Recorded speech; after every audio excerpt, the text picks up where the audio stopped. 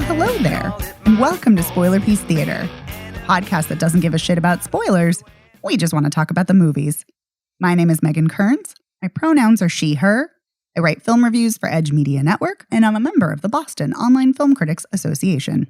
My name is Dave Riedel. My pronouns are he, him. I write about movies, and I, too, am a member of the Boston Online Film Critics Association. And my name is Evan Crean. I am co-chair of the Boston Online Film Critics Association, co-author of your 80s Movie Guide to Better Living, and my pronouns are he, him. So we have a lively show for you. We're going to be talking about movies like we always do. Before we dig into those movies, we want to tell you about our Patreon. Over on Patreon, we talk about our poll winner for the month of March, women-directed films, and our patrons, you chose Desperately Seeking Woo! Susan. Woohoo! Yeah. We have a great conversation about that. And before we dive into the movies, we also want to talk about the Oscars, because the Oscars happened over the weekend. So we want to share our thoughts. So guys, what did you think about the Oscars? Well, I'll tell you what. It was Sunday, and my uncle sent me a text. He's like, hey, what do you think of the Oscars? I was like, the Oscars? Whoops. I was like, what the fuck are you talking about? Because he's like, hey, do I need to see Coda? I was like, well, sure. Why? And he's like, just one Best Picture, dickhead. And I was like, oh. Oh. Did he say dickhead? Did, but that, I added that Okay. myself. But, you know, I was like, it's not your kind of movie, but it's a good movie, you know? So I don't think it was the best picture of the year that I saw. There are two movies in the best picture category that I did not see, and by all accounts, Drive My Car is the best, or Power of the Dog. But I would have chosen Licorice Pizza out of all those. So, you know, whatever. As far as the other categories go, I was really happy to see Troy Kotzer win, or Kotzer rather, for playing the dad in Coda. Got Best Supporting Actor. Thought that was well earned. I do not say deserved, because no one deserves awards, but sorry. I can't believe that Flea didn't fucking win anything. I mean, one of the best movies, not just of the year, but ever. And everyone's just like, Flea. And I think what happened, if I had to guess, it's just like, well, it's been nominated in so many categories. It'll win one of them. I'm going to go vote for Drive My Car, an international feature film instead, you know, which that made you know, or The Worst Person in the World, which didn't win. But overall, you know, I don't think anything really surprised me. I have no interest in ever seeing The Eyes of Tammy Faye. So I can't say whether Jessica Chastain gave the best performance. I think I would have chosen Penelope Cruz out of all those, but that's just me. So, and as far as the best actor, I probably would have chosen, I hesitate to say, Benedict Cumberbatch. So, well, that's who I would have chosen too. But, so I'm with you. Yeah. On So that. that's where I come down. How about you all? Evan, you're up. Oh, I'm up. I mean, I think it's probably just important to preface this by saying there's a certain aspect of the Oscars that we're not going to talk about. The other people have said plenty of things about it. We don't feel like we need to weigh in on it, but I feel like it's just weird not to acknowledge that the elephant in the room. Probably all know. You all know what we're talking about. We agreed off mic. We're not going to talk about it. Anyway, moving on. I was also really surprised that Flea did not win anything, because I just saw it last week. Finally, I've been meaning to, you know, based on both of your recommendations, and it was really fucking good. And so I was so disappointed that it didn't win in any of the categories it was nominated in. I figured, like other people, it'd probably win at least one, and it should, but it didn't. And that was probably the biggest disappointment of the night for me. It's a weird year where I actually didn't see a lot of the movies that were nominated. Like, I realized, like, especially even in the Best Picture category, I hadn't seen a lot of the stuff, so I wasn't as emotionally invested in, like, a lot of the other awards. So, like, Flea was definitely up there in terms of disappointment. I want to talk a little bit about the programming of the show, which, you know, like, they made all these desperate attempts to try and, like, you know, grab some extra ratings or try to engage people who don't normally watch the show, and I feel like all of those fell flat. Like, I like the three hosts, like, individually as people and as comedians. I did not love them as a trio. I did not feel like the show just felt like shapeless, listless. it still was bloated, even though they were like, oh, hey, we'll just like pre-tape and pre-edit these categories to shave time. No, you didn't shave time. It still was a mess of a show. And it was longer. Boring in places. Yeah, it was boring. Like, it's just fail on the part of trying to make it a better show. And some like other individual disappointments. The changing the lyrics of "We Don't Talk About Bruno" to be about the Oscars, the James Bond tribute with no James Bond people from the franchise, the Godfather tribute where basically De Niro and Pacino just stood there and didn't say anything. Like, how do we not have either of them saying anything? Weird. Come on. It's just some bizarre choices on their part. And then also all the Disney, like, you know, like, oh, let's put BTS to talk about how much they love Disney movies, and let's just plug the shit out of everything we have on Hulu right now and every Disney Plus. It felt so shameless, and I was like, I can't believe this is what's going on with the rest of the show. Well, okay, those are my rants. Yeah. That's a lot of good stuff. I mean, that's why Disney should not be hosting the Oscars. They should not have the Oscars. It should be a completely different channel. And what channel that is, I don't know. But it should be a different channel. I am sick and tired of the Oscars. This is my Super Bowl. I have watched the Oscars since I was a wee child. I would stay up late till 2 in the morning, 1 in the morning watching the Oscars. When local news be damned, they would just run and run and run and run. And yeah, I'm tired of them trying to cater to the normie mainstream crowd, because the normie mainstream crowd doesn't give a fuck about most of these movies, and they don't give a fuck about movies arguably in general. There's certain ones they care about, but I don't know if they care about it in the same way, you know, as like an art form. And maybe they do. Maybe I'm being too cynical. I don't know. But regardless, I feel like when you try to toe this middle line, you end up pissing everyone off. You end up doing nothing. Like, you're not catering to filmmakers, critics, cinephiles, and you're not appealing to regular people, quote unquote regular people. So it's a mistake. And yeah, I like 2 of those comedians who hosted the show, 2 very, very much. Well, one of them is not a comedian. She's an actress, but still, I like 2 of them very, very much. One, no, she's a hot ass mess. But anyway, that's a whole other side rant. I was actually very, very elated. We had some historic moments that we need to mention in this Oscars. We had the first openly queer woman of color who won. Thank you, Ariana DeBose, who is amazing. I love her.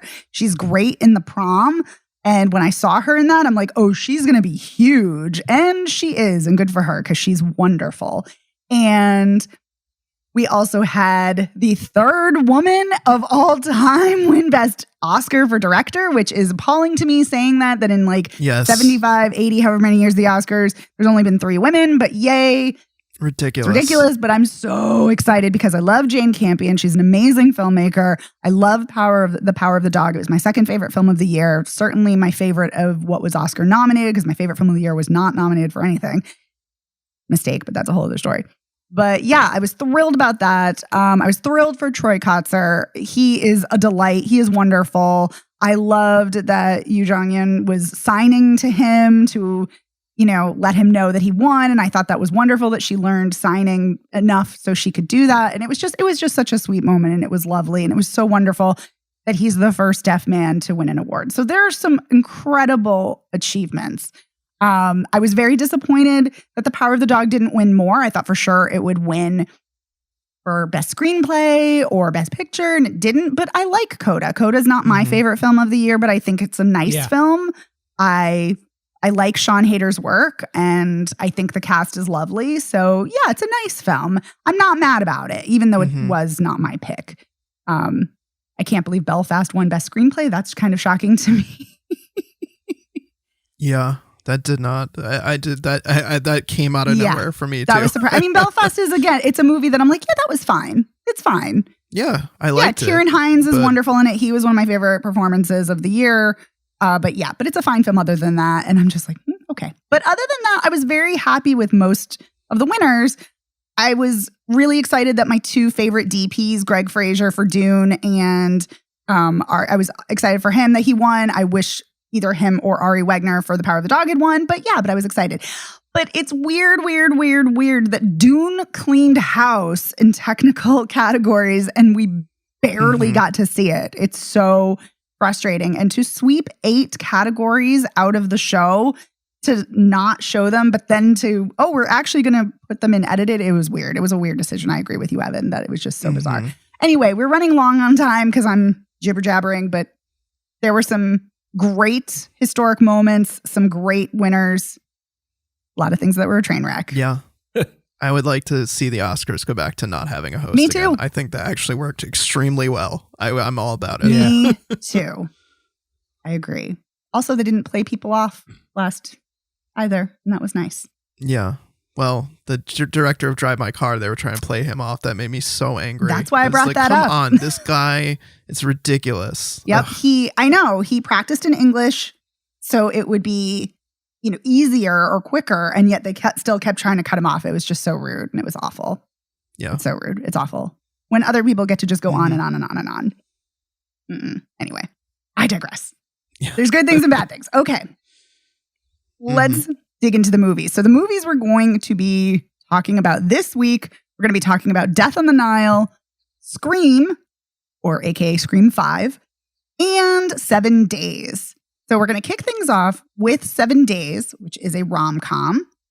And it is directed by Roshan Sethi. I hope I pronounced that correct.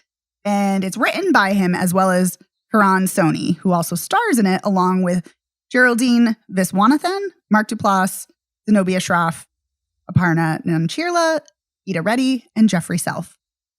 So I'm going to read the synopsis from not IMDb, but from Rotten Tomatoes. I'm going out on Just going rogue. I'm going rogue. No more IMDb. But I did check with IMDb. I cross-referenced, and this seems to fit.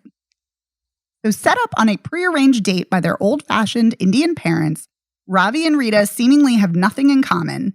The unthinkable happens, and the two of them are forced to shelter in place during the COVID-19 lockdown. All right. So I didn't actually get a chance to see this, unfortunately, and I wanted to because I love a rom-com, as you guys know. But you guys saw it. So Dave and Evan, what did you guys think? I think I'm just going to sing for a moment.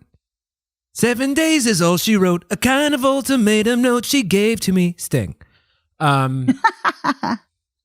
mean, it's fine. It's okay. It's, Evan, why don't you go first? Because we'll see how angry or lovely I get based on how you react. Oh, hello. So it's all up to That's me. a lot of pressure. Huh? Yeah. I wanted to like this movie because I like the stars. I think they're both individually, I've seen them in things and really enjoyed them. And together I think they do have chemistry, but I didn't love this movie. I found it kind of long, even though it's 85 minutes, only like an hour and a half. It's brutal. I found myself getting really distracted about the parts of COVID that they just got wrong. Yeah. Or were inconsistent about. Like in the beginning, they're on a date and they're wearing masks and gloves and they're like, oh, we're outside. Let's pull down our masks. And it's like, we didn't know that until like a year later that it was like basically okay to be unmasked like outside. We still like for a long time thought that you couldn't be. And then there's like a scene where it's like she goes out and then comes back and has COVID. In 12 hours, she gets COVID. Goes and what? Yeah. Yeah. It's not how COVID works. Yeah. And it's supposed to take place over 7 days too. So she goes to the hospital with COVID and then comes back within this like span of time. And also he goes in like and lays down with her in bed while she's like sick with COVID and has symptoms. And somehow he seems completely Which is unaffected. possible, but as a movie choice, poor. Was he wearing a mask at least? He was not. No. Oh my God. Yeah, it's truly bizarre. I mean, yeah, I'm going to just kind of piggyback on what Evan said. I wanted to like this a lot more because I have not seen him in a lot of stuff, although he's in Deadpool, and I've seen Deadpool. I don't remember him, though. Geraldine, last name I'm not going to try to pronounce. I apologize. I've seen her in a bunch of stuff, and I've always liked her, but both of their characters I just thought were kind of douchey, especially him. With her, she is, the whole setup is that their parents or their mothers are trying to arrange marriages for them. They're first generation Americans, and she's kind of going along with the stuff to make her mother happy, whereas he is very much like, yes, I'm on the plan. Da, da, da. And so yeah, my mom's my best friend. I talk to her every day. And he's just kind of a sap. And it's not because not because he wants to have an arranged marriage. I mean, if that's what you want, fine. But he's just kind of judgmental and a dickhead. And, he softens up over the course of 7 days, but it's just I don't know. I just didn't like him. Yeah. And, I liked her more, but I still didn't like her that much. It just, the whole thing seems like a very contrived, not a bad idea necessarily to have two people who have been on a first date, be stuck in a home together because of COVID. But I think they've made 3 movies like that already. One of them isn't Anne Hathaway in a movie like that? I think so. And anyway. Well, Evan and I saw The Pink Cloud from Sundance, and that was the same premise of first date. Right. Or a one-night stand. Yeah, that leads to years in isolation because of a virus. Yeah. And so it just, I don't know, it's a decent idea, but I feel like the stakes just aren't very high. And to, give her COVID after she doesn't even come into contact with anybody. She just walks around. Actually, no, that's not true. She walks around and she falls asleep in a park. And when she wakes up, it's the morning, and she goes to a drugstore and she starts licking her hands and touching all the stuff. And it's yes, you can get COVID that way, but you will not have symptoms within 2 hours of doing it, which is what happens. No. Right. So it just, the timeline's fucked up. The characters are kind of dicks. He's just this milquetoast fucking, I don't know. The kind of guy, if you worked with him, you'd be fucking go home, man. Jesus, you suck.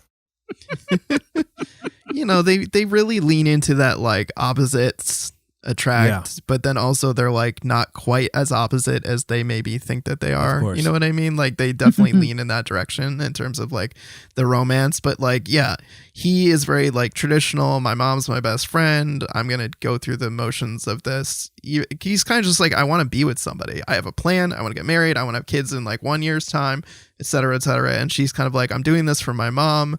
But also she portrays herself to be traditional, and she's she doesn't eat meat and she doesn't drink because he doesn't drink and he doesn't eat meat.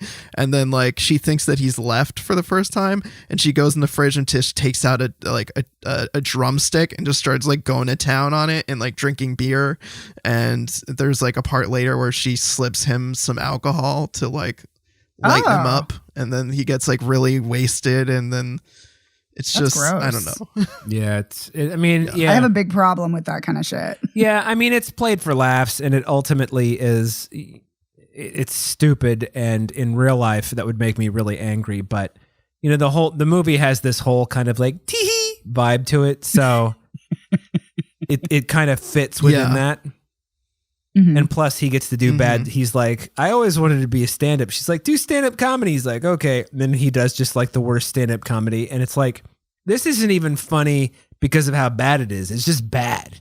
So can we just move on, please? Tough to watch. So.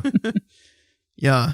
The one part I really did respond to, though, was how he forms a friendship with her mom. Yeah. Because she never answers her own phone or talks to her mom, even when she's in the hospital. So, he picks up the landline at her house and starts talking to her mom every day on the phone, and then ends up, FaceTiming with her or something later. And so he becomes friendly with her mom. And he calls her auntie. This, rapport He's with, well, auntie, I talked to her earlier, and I just think that was very cute. So that was the one thing that I was really digging, was seeing him develop a relationship with her mom. I just thought it was really heartwarming and sweet. But otherwise, you can skip 7 days.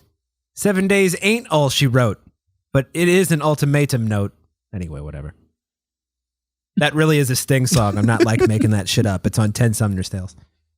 That's a good album. Yeah. Oh, and there's your textbook Harry Met Sally homage with Indian couples and how they met. And it's like over Zoom, instead of like on video. It's like how they met and how they fell in love. So I'm also a sucker when you throw that in. Oh yeah, I'm never mad at a When Harry Met Sally homage. Yeah, we've seen that a few times in movies recently. But I still and the twist the twist on that is they're all arranged marriages, which is interesting. So yeah. I mean, listen, when I was working in banking, I had quite a few customers who were Indian American who had arranged marriages. And one of my friends, we would talk very openly. And I said, how could you do an arranged marriage? And he's like, how could you not? He's like, my family knows me better than anybody. They're going to pick someone who's really well matched for me. And I'm like, oh, okay, there you go. Yeah. That makes sense. Mm-hmm. So yeah, doesn't work for me, but I think that's lovely. If it works for people, that's a great thing, Yeah. So that's kind of cool to see that because it's such a big part of life for so many people. Yeah. Yeah. And that's 7 days.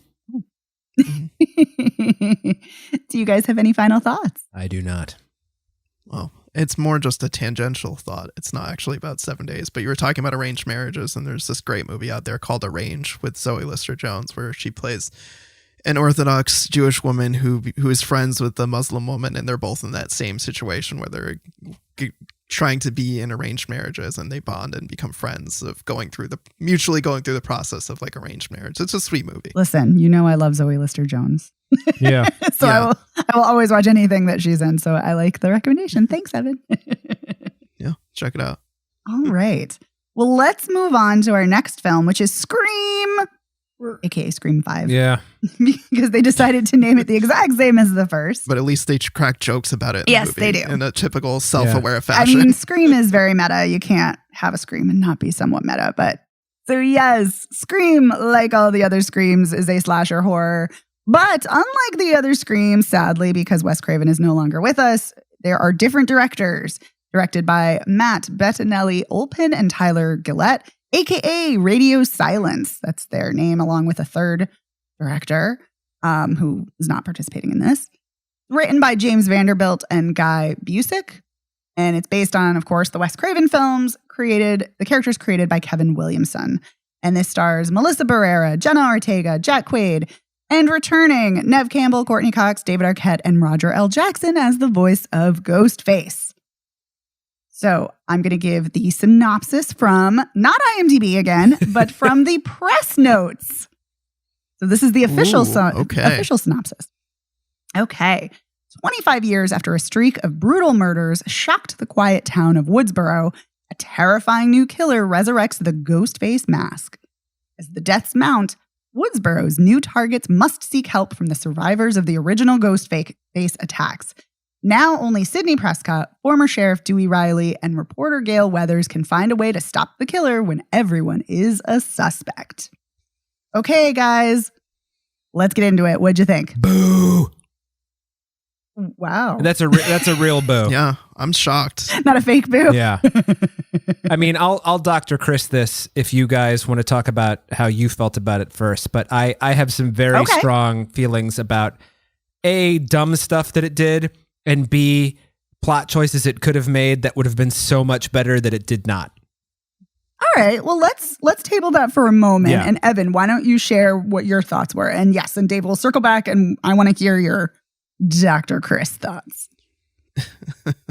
I enjoyed the shit out of this. I actually had a great time watching it. I always wonder every time they do another one of these, how are they going to take the meta self-aware qualities and pivot to something different that they haven't done, or a theme. And like, the middle part of the franchise is, 2 and 3, there's some wavering there, and I did like 4, although I don't remember a whole lot about it, but I thought it was a really effective pivot in this one to talk about toxic fandom. And I mean, I'm always down for, name dropping current horror movies that I've enjoyed, like It Follows, Hereditary, The Witch, etc. When, kids, the Babadook. Yeah, when kids are talking about their favorite horror movies. And so, I don't know, as a horror fan, I appreciated those touches quite a bit. The frame of reference of current horror movies that are good. And like people being like, I don't like all the typical stuff, because it's like I love all the typical stuff too, but I've liked this kind of recent wave of horror of the last like 10, 15 years. There's been a lot of really smart, interesting horror movies that aren't just the typical slasher fare. And so I like that they kind of played with that in this. I like that they have, you know, this commentary on toxic fandom of these people who are like, I didn't like how the franchise has been going, so I'm gonna rewrite the movies. Essentially, you know, it's all very meta. Stab 8 is what they're up to in the fake Scream franchise within the movie. But they say it went off the rails at Stab 5, which I think is funny because this is Scream 5. But anyway. Yeah, I did appreciate that. And I like the tiebacks to the original characters, including like people who are like the niece and nephew of the Jamie Kennedy character, and the son of who's now the new police chief. And I don't know. Oh, Marley Shelton, right. Mm-hmm. Yeah. So I had a blast with this. I think my favorite line was when Jack Quaid is in the car with, what's her name? Melissa Barrera? Yeah. And she's like, I think we need to like go here. And he's like, I'm going to go to 123 no fucking way lane. So I thought he also, Jack Quaid, brought a fun, goofy energy. I think I know, I suspect some of the things that you want to talk about, Dave, involving the plot, but I want to hear what you thought, Megan. Yeah, so I fall somewhere in between that. Well, more to you, Evan, because I also enjoyed it. I had a good time. I have not seen Scream 3 or 4. I'd only seen the first two, which I adore. Love both of them. Scream 2 is better than people give it credit for. Oh, I agree. I talked about it on a podcast recently that I guested on. That Scream 2 is a lot better, and a lot better than people give it credit. I completely agree with you, David. I'm glad you said that. Yeah, I mean, the thing that I love about the Scream movies so much is their meta commentary.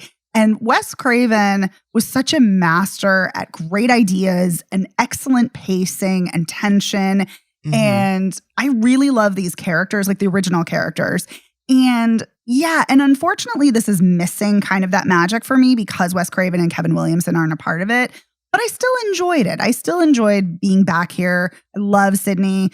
And it was nice to see Sydney and Dewey and Gail too. I just wish we could have seen more of them. I do like the meta-ness about toxic fandom as well as requels. And I love Jasmine Savoy Brown. She's always a delight. Or Legacy sequels. Don't forget that one. Yep. And anyway, yes. But I love that. I love that, you know, talking about that. I do like the inclusion of the discussion around quote unquote elevated horror. But as I've shared before, it is a term I absolutely loathe and despise for various reasons. And, you know, listen, there are obviously a range of quality of horror films, just like there are a range of quality in any genre. But the problem is we don't talk about elevated dramas. We don't talk about elevated comedies. We talk about elevated horror because people have, and not horror fans, people outside of horror fandom have a problem admitting that there are good horror films, that there are smart horror films, that there are emotional horror films. And the thing too, like even within the film, talking about how, I think it's Jenna Ortega's character who talks about how, oh, I don't like all the, you know, she doesn't say schlocky, but essentially schlocky stuff. I like that it gets into, you know, the Babadook gets into real issues of, you know, grief and trauma. And that's true. That's why The Babadook is one of my favorite movies, not just of horror, but just in general. But the issue is horror has always been about serious issues. Even if it's not a serious film, it's always dealing with serious issues about trauma and rage and vengeance and, you know, body changes and fear and all these primal emotions. So kind of sweeping that aside to make it seem like, oh, well, we're only getting into that now where they're so smart. It's like, well, no, horror's always been very smart, you know, for many, many years and decades. So I don't like well, horror's better now than it was before, but you could argue that it's kind of trying to turn that on its head. But still, my big issue is if you're going to get into a meta discussion like that, you have to follow through with that discussion. And it does, to me, in my opinion, it doesn't. It just kind of brings it up and then drops it. And I think that's what the first two Scream films do so well, is they bring up the issue of fame and people's obsession with true crime. And they really delve into it. And they don't just kind of bring it up and then drop it. They actually delve in. And so I wish this film had done that more, because it could have done that. It could have really dug in, and it just doesn't. Having said that, I had a lot of fun with this. I enjoyed it, just not as much as the first two. Dave, let's hear it. Well, I didn't. I do want to just say right off the top of the bat, I didn't dislike this. I just think it made a lot of poor decisions. I think this could have been maybe the best Scream movie if they had done some stuff. We've kind of left out the big plot. I wouldn't call it a twist, because they talk about it right at the beginning. But your main character, played by Melissa Barrera, is actually Billy Loomis's daughter, which is not a retcon, because, you know, it's kind of like John Wick. Nothing in John Wick is a retcon, although it kind of feels like it is. Each movie you get into it, but you're like, no, this makes perfect sense that this could actually be that way, and we just didn't know about it. And this is kind of like that. I think the big problem, though, with that whole thing is they don't really do much of anything with it. She kind of has, like, you get the feeling that she's maybe has some mental illness, borderline psychosis, because she sees visions of Billy Loomis, like, talking to her in the mirror and things like that. And he says things like, is the antipsychotic medication not working for you anymore? And it's like, all right, well, that's kind of cute, but it's, you know, kind of taking a very serious subject and making it not serious. Although I will say that the de-aging that they did on Skeet Ulrich, I thought was pretty good. Whatever, like, mask they had him wearing with all the dots on it. But I think a big problem with this is Melissa Barrera is just bad. She's bad. I thought she was really bad. I thought if you were going to have a main character, it should have been Jenna Ortega, because she was great. And here's something I did like. I did like that when they did the scary phone call in the beginning, they didn't kill her off like they do in the other, well, the first three. I can't remember what happens in Scream 4. But and I like that the whole thing is kind of hinged on, is her name Sarah? What's her character? Melissa Barrera's character's name. What's her actual name? Sam. Yeah. Sam. Because it's got to be a gender neutral character for the final girl. So, but I think the big problem, if they really wanted to surprise us, so Jack Quaid shows up, and immediately I'm like, well, he's one of them. Because you don't have a borderline movie star show up in this movie and not have him be the big reveal. And then the next, what's that, Evan? Yeah. Especially not after he's feigned, ignorance about all of this stuff. Like, oh, I've never seen the Stab movies. I don't know any of these stories. Of course you fucking do. So there's that. And then there is the whole thing. There's just like a weird continuity thing. Marley Shelton is the sheriff. She was a deputy in the previous Scream movie. And she is on her way to pick up some takeout, and her kid is at the house, and the killer calls and is like, I'm going to gut your son, or whatever the fucking Ghostface killer voice says. And she calls the police station and is like, get all the units available over to my house. The killer's there. And then she goes back to their house, and it's all a ruse, and the killer's waiting for her outside and stabs her to death. But then the police never show up.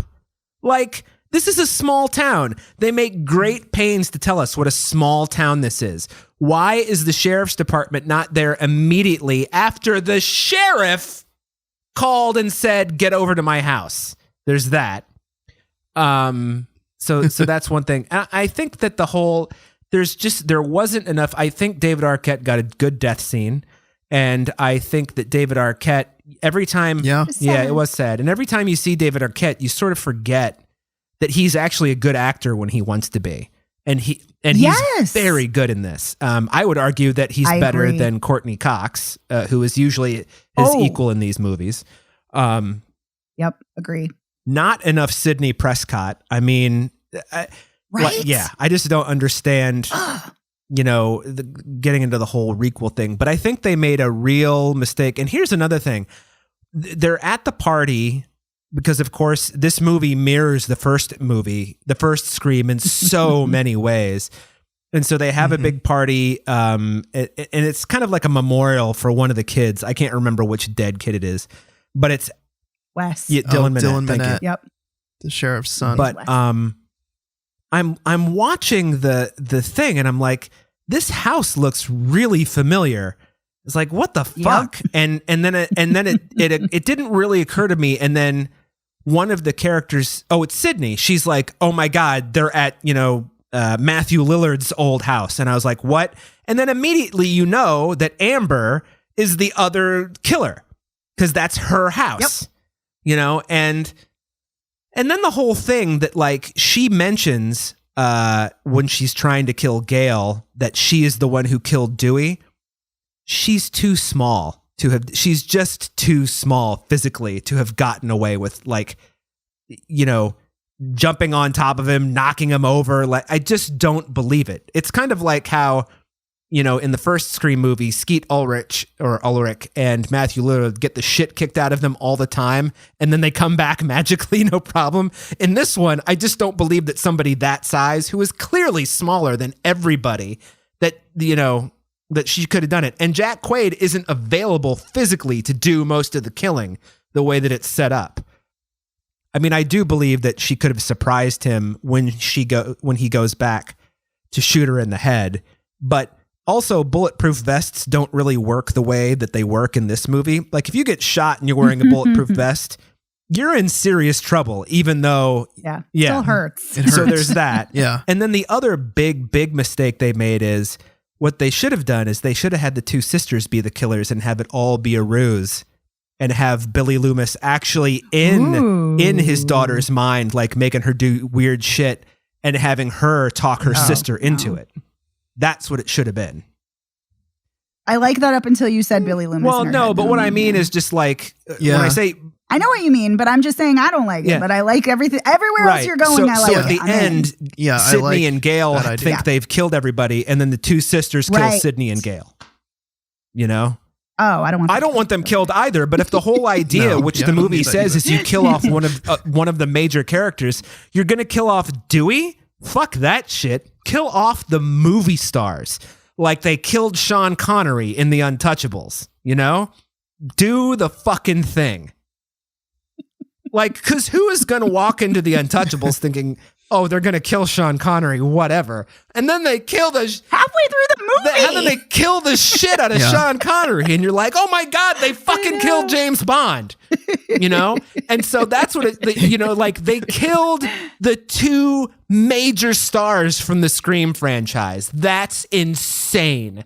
That would have been amazing.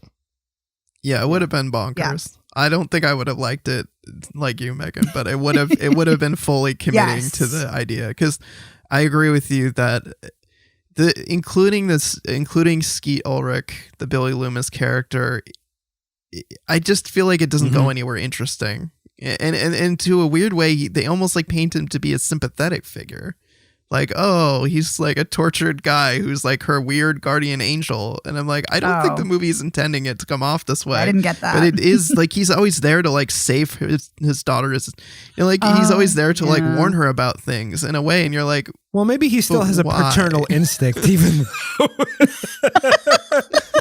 Like, it's just that part. That part didn't work for me, like you, Dave. I just like, okay, not a fan of this plot line. Like, I like that he shows up. Like, that's cool, but I didn't love. Would have been better if Stu showed up because he was a better character. He was a better character. Yeah, I don't think you needed Skeet Ulrich at all. I think we could have just talked about how she was his daughter, and that would have been sufficient. But yeah, I will also say I think it was kind of an interesting diversion, and I almost wish they'd gone this way. Kind of dovetailing on what you were saying, Dave, when oh my God, what's his name? Jack Quaid. When he says, like, he's like, well, maybe it's your sister, she's the one who told us to come to Amber's house to get her inhaler. And I'm like, oh my God, if they go that route, that's great. Cause then that's why she didn't die, in the opening scene, and that would be cool. So I kind of like the idea of the sisters teaming up to be murderers. Yeah. I kind of think that's different, and it's kind of clever, and you're right. And whether I would not want them to die, but yes, if you're having them battle Gail and Sydney, I think that would have been really cool. And I think it would have been nice to have Gail and Sydney in it much longer for that, because I mean, something about bringing back the original characters, but kind of shoving them off to the side because they're older, like it just, I don't know. There's something about it that kind of bothers me. It's like, if you're going to bring them back, have them be center stage. But I did not have a problem with Melissa Barrera. I like Melissa Barrera. I liked her in the Heights. I liked her in this. I like Jenna Ortega too. Yeah. So I like both of them. I think it's kind of cool to have two Latina sisters being at the center of this. That's kind of neat. And really have 4 women, survive this. That's also cool. But there was nothing really surprising. And that to me comes back to what my issue with the film is that it needed to be more tightly paced and much sharper writing, which I think is a lot of what you're saying, Dave, that there are a lot of things that I think it just didn't commit. I think the thing about the first Scream that was so great is like, we're talking about killing movie stars. They fucking killed Drew Barrymore. Drew Barrymore! Like, you think, Drew Barrymore's in this movie. And then, no, she's not. Her face is on the goddamn poster. Yeah. And you're right. That's such a shock. It's the rug being ripped out from under you. And you're right. And this film does not do that at all. So you're right. I think you're right. It needs to commit and it doesn't. So, note to the filmmakers, I Dr. Chris this for you, and listen to a previous episode to figure out what that means. It means when Chris hadn't seen a movie, but he could guess what the problems were and fix them. That's what it is. I have seen this though, so. But you still were spot on with the problems. I liked your fixes. I think they were good. They were good fixes. Yeah. Mm-hmm. But like you, Evan, I did have a fun time watching this too. Yeah, I had a blast. I was pleasantly surprised because, like I said before, I didn't know how they could pivot to do something interesting again, and they did. And I don't know how they're going to do it again, but I look forward to seeing them attempt with Scream 6, which I think has already been greenlit. It has. Well, maybe they'll make Sydney be the star of this one. Maybe Sydney will finally snap and she'll be the killer. Yeah. Oh, maybe. I thought that was actually funny you say that. I thought it was going to be Gail or Sydney who was the killer in this one. Same. Yeah. Technically, they did. Too. Yeah, like before I watched it. They did kill some people. They lit Amber on fire. That's true. That's a brutal. I mean, she didn't die. She's still alive after, but that is a brutal way to go. Okay. Do we have any final thoughts? No, I had them all. No. You laid them all out. I really did. All right. Well, let's talk about our final film of the show, Death on the Nile. So this is a mystery based on the 1937 Agatha Christie novel. It is directed by Kenneth Branagh, who also stars in it. The screenplay is written by Michael Green. And this is a giant cast. We've got Tom Bateman, Annette Bening, Gal Gadot, Armie Hammer, Rose Leslie, Russell Brand, Ali Fazal, Dawn French, Emma Mackey, Sophie Okonedo, Jennifer Saunders, and Letitia Wright. A lot of people. Yeah. Jennifer Saunders playing an American, I might add. Which is just weird. Yes. Because I've never seen her play an American. And a queer woman. But anyway, we'll dive into that. Yeah, Saunders and French playing queer women. It's crazy. Yes, I love it. I love it. So here is the synopsis. This is from the press screening invitation. So this is another official synopsis. Belgian sleuth Hercule Poirot, his Egyptian vacation aboard a glamorous river steamer turns into a terrifying search for a murderer when a picture-perfect couple's idyllic honeymoon is tragically cut short. Set against an epic landscape of sweeping desert vistas and the majestic Giza pyramids, this tale of unbridled passion and incapacitating jealousy features a cosmopolitan group of impeccably dressed travelers and enough wicked twists and turns to leave audiences guessing until the final shocking denouement. Shocking denouement? Yeah. Where was that movie?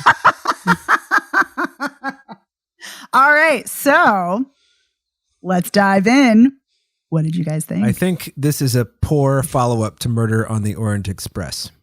Whereas Murder on the Orient Express was fun, this is kind of morose, this whole movie.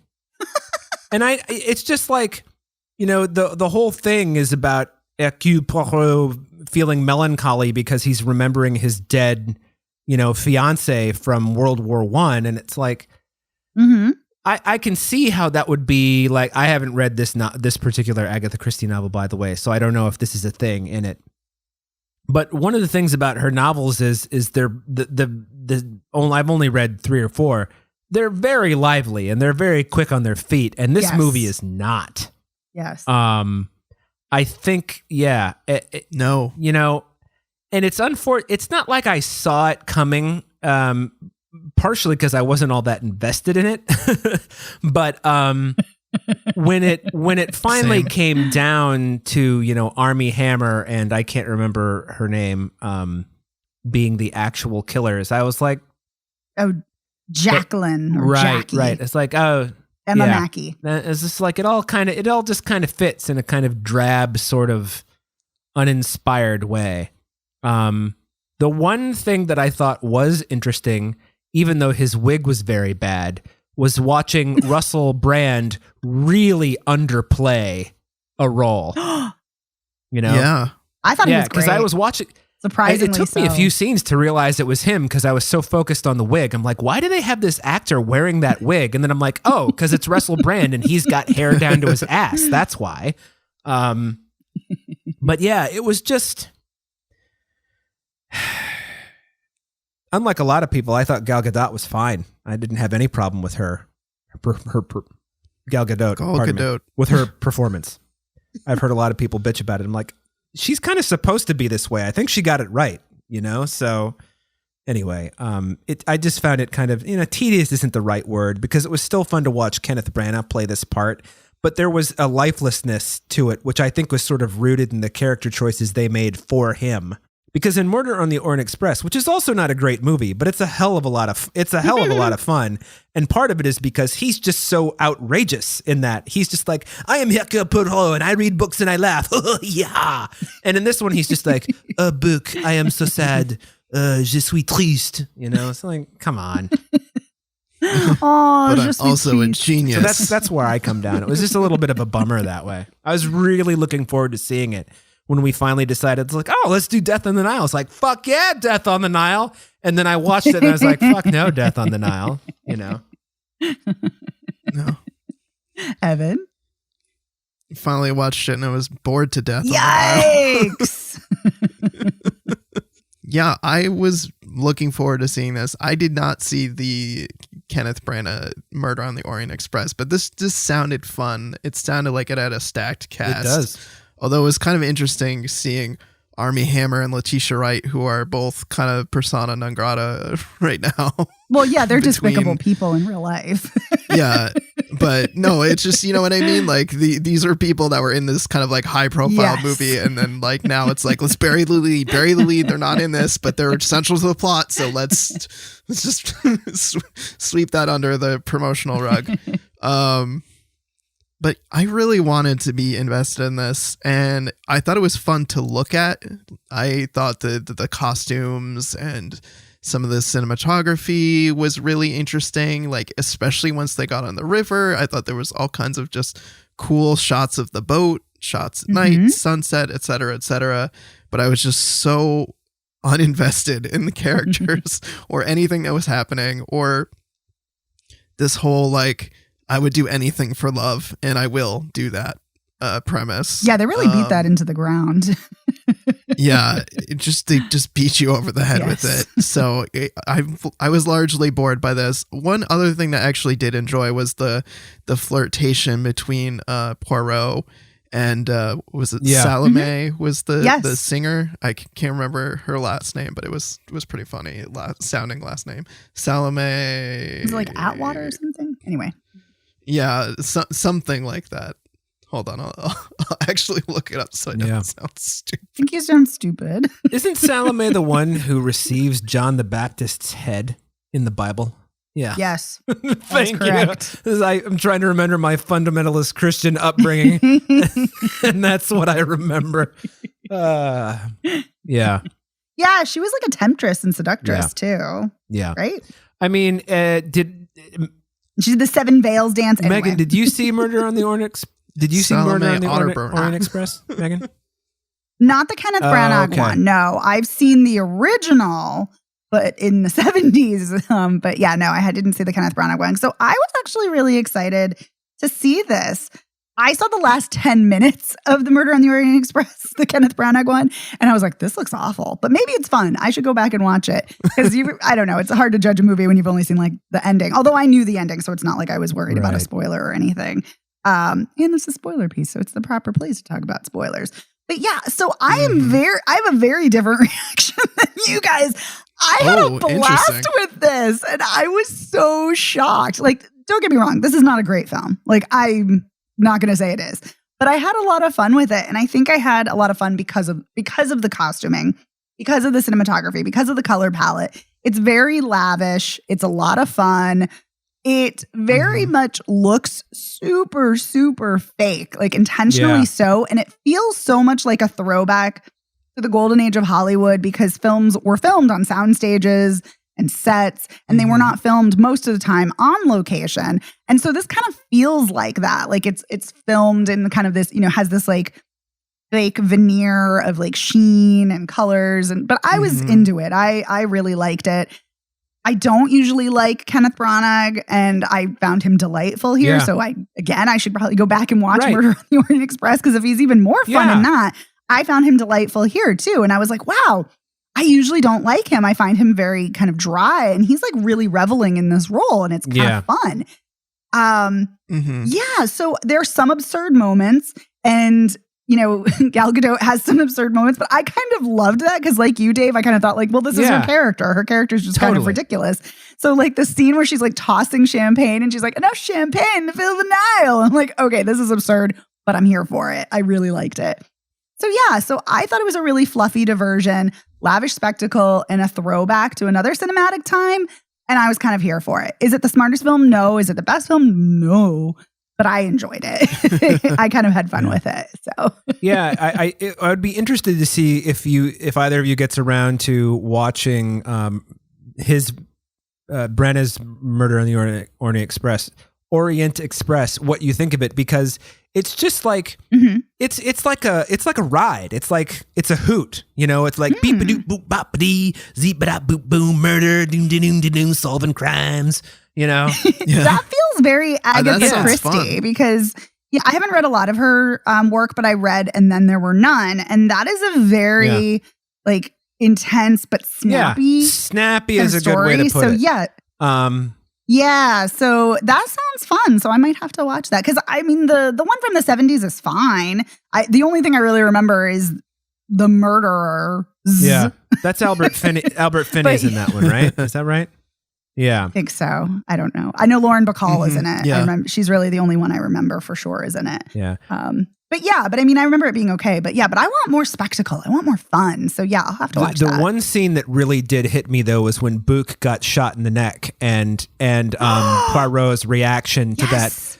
Oh, mon ami Book. And I was just like, I totally believe this reaction. And you kind of forget now, unlike you, Megan, I really like Kenneth Branagh. I always have. Even in fucking Dead Again. Dead Again's fine. Well, Dead Again is that's probably my favorite of his. So outrageous. It's just like, oh, why not? Yes. But maybe I need to watch more Branagh. Maybe I've underestimated him. He's had such an unusual career where he was like this fucking wonderkind and like everything he did turned to gold. And then his career just took a shit for like 10 to 15 years. And then he had some kind of high profile supporting roles that sort of brought him back. And then he directed Thor and everyone was like, oh, right, Kenneth Branagh. Okay. Even though Thor is not a great movie. But, Belfast is fun. I mean, in its own weird way. That's fine. And although, what's the other? Oh, he's great in Dunkirk. I do like him. Oh, and I think he's great in Dunkirk. I think part of the reason this looks the way it does, it was shot on 65 millimeters. So it wasn't, he doesn't do digital as far as I know. I don't know whether Belfast was shot digitally or not. I don't think it was. But I remember I was just, but like you, Megan, I noticed like the artifice of it, but at the same time, it looked really good. So yes. Like I think I agree with both of you that so much of that was intentional, but I just, the pieces just didn't come together. But I did like the idea that, that they did mention fingerprints and all of the, handling of weapons and things like that. The killers clearly did, because this is early in fingerprinting when that was not necessarily like a tried and true science. But the killers still took the time to like wipe things down or throw things in the ocean. And you're like, okay, they're not just paying lip service to that. That's a thing that smart. But some of the like the ways the deaths occurred just you know, like I just don't believe for a minute that like the I don't even know the valet, the French woman who works for Gal Gadot, you know. Oh, Rose Leslie. She's witnessed the murder, she thinks, and she's sitting next to the murderer or one of them. And, you know, it's just like, you're just going to say this. And at that point, you're not sure whether she's seen Armie Hammer or she's seen, help me out. Jacqueline. Yeah. Jackie. Emma Mackey. Thank you. Or Mackey. But you're like, but it's like, wait a minute though. He did kill Gal Gadot, as it turns out. So she's sitting there saying, I think I saw the murderer. And she's sitting right next to him. And it's like, wait a minute. Okay. So anyway, now I'm going down the fucking rabbit hole, but, now I'm just getting nitpicky. Well, she wanted the money. She wanted the bribe to be right. quiet. But at the same time, it's kind of like he killed his wife. You don't think he's going to kill her servant? What the hell? You know? I agree. I know. I'm like, that seems like a piss poor plan.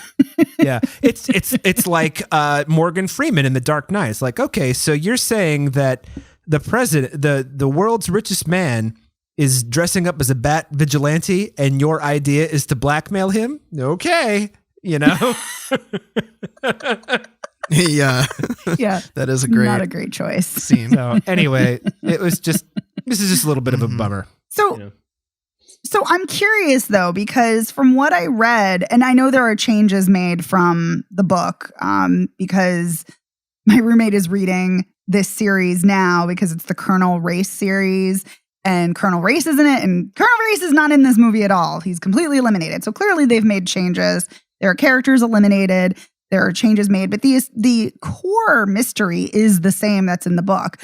Do you have a problem with the writing of it, or like the way Agatha Christie did, maybe, or is it the problem the way the film executes it? So I'm just curious. I have not read any of the Poirot books. I've read the Tommy and Tuppence books, and is it Miss Marple? Is that the other famous detective? I've read a couple of those. I've never read the Poirot. I don't know why. You would think that as a person who used to speak French pretty well that I would, but no.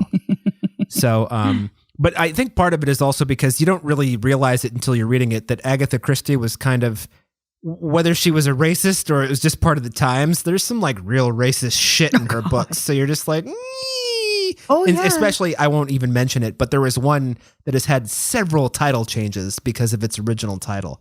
So like, that's the one I mentioned that I read, and then there were none. That's the one. Its original title is racist as fuck. Oh my God, is it? So, yes, very. So I don't really know anything about the Poirot books other than he as a character is kind of like fun, but you know. Yeah, no, I just was curious if it was like the ideas that bothered you both, or if it was just the execution that it was just like came off tedious. Yeah, it's the latter. Yeah, I think it's the execution because I mean, like, I think it makes sense for them to be the killers. I just don't think the mystery was unraveled in a compelling way to me. And it just didn't, like, I was not interested. And I was like, okay, it's them. Great. Who cares? Okay, they shot each other and died. The end. Moving on. Yeah. Yeah, they shot each other and died. There's a great moment in the first one when Poirot is unsolving when he's solving the murder, and he shouts it at all of the people. He's like, admit it! Damn you! What of you? Or something like that. I don't remember what the line is. Okay, you're selling me on this. Yeah, it's so much better. Although I love that he locks them all in that room. He's like, one of you is the murderer, and the murderer's here, and we're not love leaving. that he's coordinated with the boat crew too. He fires the shot, and the boat crew's like, lock the doors. You know, we're fucking on it. We're on it. It's great. Yeah. It kind of boggled my mind that they left every night. Right? Like, I'm like, the crew just left the boat. Right, exactly. What? Yeah, I know. I was like, why didn't he do this sooner? He should have locked them all up before and coordinated with the boat people. I also loved the surprise lesbian couple. That should come as no surprise. Well, you know what didn't come as a surprise? I'm always here for surprise lesbians or any queer people, not just lesbians. Surprise lesbians and you enjoying them, no surprise. It didn't surprise me, though, because I was just like, Dawn French and Jennifer Saunders are in this movie for a reason. And it's not because they're just playing, you know, because they were a comedy duo. And they're both a delight. I can't remember whether they both created Ab Fab or it was just Saunders, but it was Saunders and someone else. I can't think of her name, but the other lady is from that show. Oh my God. It's like the vicar. She plays a vicar and everything. So anyway, to see the two of them, but maybe she was an Ab Fab too. But to see the two of them together, it was just kind of like, okay, there's more to this relationship, and then it's they're secret lesbians, and it's like, well, it's kind of like Jack Quaid being in Scream. You're like, why is Jack Quaid in Scream? This is a little bit on the nose, don't you think? Tune on the nose. I don't care. I still it was fun. It was really actually nice though to see Jennifer Saunders underplay something so much because she's usually so larger than life, and to have her play just like kind of a buttoned up American was interesting, and she did it well. Agree. I agree. I think the cast was quite good in this. Do we have any final thoughts? I talked a lot this episode, so.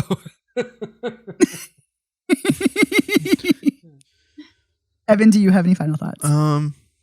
Well, just calling back to your comments about it kind of looking kind of chintzy and that's not what I said. I said it looks fake. I didn't say it looked I meant cheap. like fake. Yeah, but it did have this kind of like quality to it that looked like sometimes the backgrounds were fake. I kept thinking to myself, was it because they were shooting it with such like a shallow depth of field that it like times felt like there was green screen behind them, even though they weren't actually, they were like real people? I definitely found myself at times going like, I know that there's physically someone behind them, but the background itself looks just totally fake and not real. No, I agree with you. I think it was intentional, but I think you're totally right. Well, there was No, I just wanted to clarify because I was like, I didn't think it looked cheap. I thought it looked great. Well, there was no, they didn't shoot it in Egypt or it was shot entirely in England. So, yep.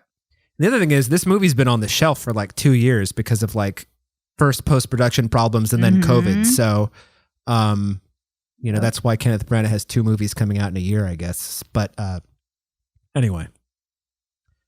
Screw you, COVID. Fucking COVID and your bullshit. For multiple reasons. Okay. Evan, anything else? No, that's it. All right. Okay, well then let's do a recap. 7 days. Nah. Sounds like you guys would say pass. Skip it. Skip. Okay, well 7 days is in theaters now. It opened on March 25th. Scream is streaming on Paramount Plus, and you can also rent it on VOD. Would we recommend it? Yeah. I would also say yes. Dave, you can go rogue your and mileage say no. may vary. That's all I'm going to say. We used that last week, and I like that we're using it again. That's going to be my week. go-to for like right? for kind of like a stock sort of. I kind of disagree. That's but you may like it. It's a good one. I know. I like it too. Okay, and Death on the Nile is streaming now on HBO Max. I think it's safe to say you guys would both say skip it, and I would recommend it. I would say see it for Branagh. Yeah. Oh, interesting. Yeah. I think I mean, I've always liked him though, like I said. So it, take that. Your mileage may vary. And I liked it. I had fun. So there we go. All right. Mixed reactions. I love it. Love it. We're mixing it up. All right. Well, we want to thank our amazing editor, Otto Clammer. Otto, thank you so much for making us sound great week after week. We appreciate you so much. We love you. Thank you, Otto. Thanks, Otto. You can find Spoiler Piece Theater at our website, spoilerpiece.com, and you can find us anywhere you get podcasts. We are everywhere. You can find us on social media. We're at Spoiler Piece on Facebook, Twitter, Instagram, Letterboxd, and TikTok. You can email us at spoilerpiece@gmail.com. We love hearing from you. Let us know. Did you love Death on the Nile? Were you like, no, it's junk? What about Scream? Who did you think the killer was? Did you like Dave's ideas? Dave's ideas were better. But we love hearing from you. And if you don't want to email us, you can also give us a call. At 862-21-PEACE. Yes. You can leave us a voicemail. You can text us. We have all of the ways for you to get in touch with us. So follow us on social media. Feel free to reach out to us either over email or call. And if you like the show, please rate and review us by going to ratethispodcast.com/spoilerpiece. That will bring you to your platform of choice to rate us. You can also rate us on Apple Podcasts, Spotify. You can rate us everywhere. It really helps us get the word out, which we always appreciate. And speaking of that, speaking of ways to show your appreciation, we also have new merch. We are very, very excited that we have finally launched merchandise. So check out our TeePublic store. We have t-shirts, hoodies, mugs, tote bags, whole bunch of goodies. Pillows, notebooks, a bunch of stuff. You can get up close and personal with a pillow and hug spoiler piece like you're hugging us. Okay, that just got weird. I'm here for it, though. But it's true, you can. Thanks. I kind of was too. Thanks, Dave. So go check out our merch at our TeePublic store. And if you really like the show, consider joining our Patreon. For $5 a month, you get access to weekly bonus episodes and our back catalog of over 200 episodes. I think it's up to like 280 now. And you also get to vote in monthly polls. And this week was the winner of our latest poll, Women-Directed Films. And the winner was Desperately Seeking Susan, the 1985 drama comedy. And we had a lot of fun with that. And yeah, some spicy opinions. So go check it out. And if you're already a patron, you can check it out. And if you're not, consider joining. We want to thank our listeners and patrons because you all are awesome. My name is Megan Kearns. I write film reviews for Edge Media Network. I'm a member of the Boston Online Film Critics Association. You can follow me on Twitter at OpinionSWorld or on Instagram and Letterboxd at TheOpinionS. My name is Dave Riedel. I write about movies. I'm a member of the Boston Online Film Critics Association, and you can follow me on Twitter, Instagram, and Letterboxd at Dave Sees Movies. And my name is Evan Crean. I'm co-chair of the Boston Online Film Critics Association and co-author of Your 80s Movie Guide to Better Living. You can follow me on Twitter, Instagram, and Letterboxd as Real Recon, and that's real as in film reel. And we'll see you next time. Bye.